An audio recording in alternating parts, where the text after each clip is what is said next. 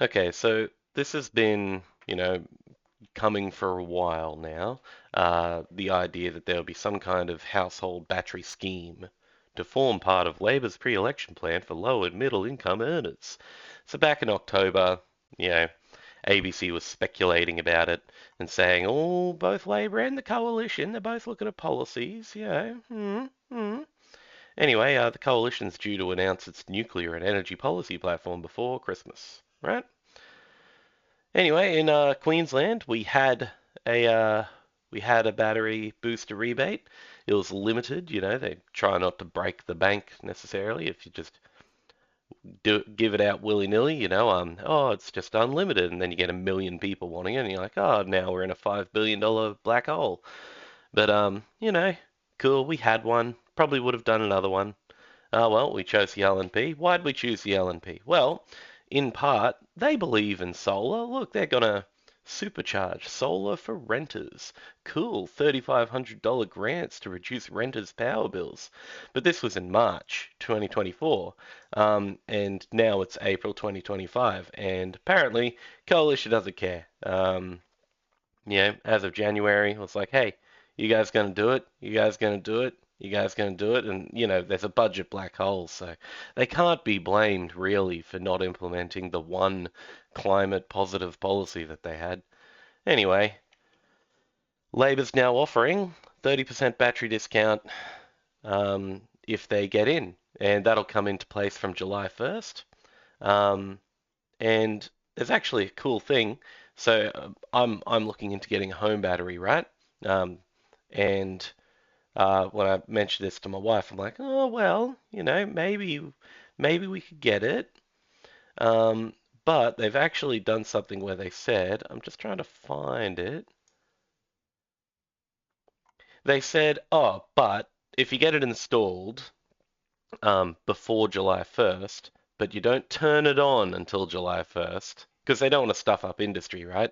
They don't want to stuff up people like me who want a battery. They don't want us to hold off until July 1st and then bum rush the industry and go, oh, now we're getting a rebate, we want it. Um, yeah, so if you don't turn it on, then they can they'll give you the rebate. Right, so it's pretty cool, a few grand. The Greens are also doing something. They want like a $5,000 grant and then, $10,000 loans and stuff like that, right?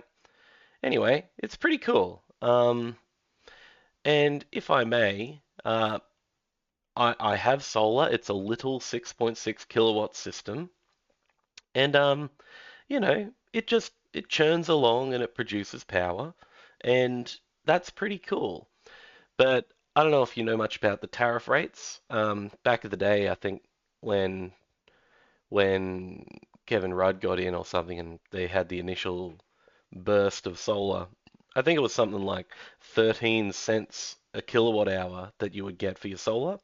Right now, it's down to like three, right? Because just solar's too prevalent. If everyone gets it and pumps it into the grid, it's really difficult to manage. I get it, I get it. But 3 cents to export to the grid versus it's like 28 cents per kilowatt hour from the grid, right? Um, so that's a pretty big chunk difference, right? It's like 9 times the difference. Now, my solar that I've got on my roof, it's been in since what's this? 2022, August the 6th. And so, 2.5 years, and it's done 25,000 kilowatt hours, right? If if I used all of that, it's something like 6 to 7 grand of electricity, right? It's 6 to 7 grand of importing from the grid, electricity that I've generated with my solar panels. But exporting to the grid, it's only like $700 worth. So it massively adds value to your solar panels if you have a house battery. Um, so from a personal finance perspective, like people were saying for years, it was common knowledge, common wisdom, don't get a house battery, they take forever to pay themselves off. I don't think that's the case anymore. I think that solar by itself takes a long time to pay itself off. Um, but with the battery, suddenly it's kind of a no-brainer. If you can get the loan, you should, you know, maybe depending on the interest rates and stuff. But yeah, so this is a good policy.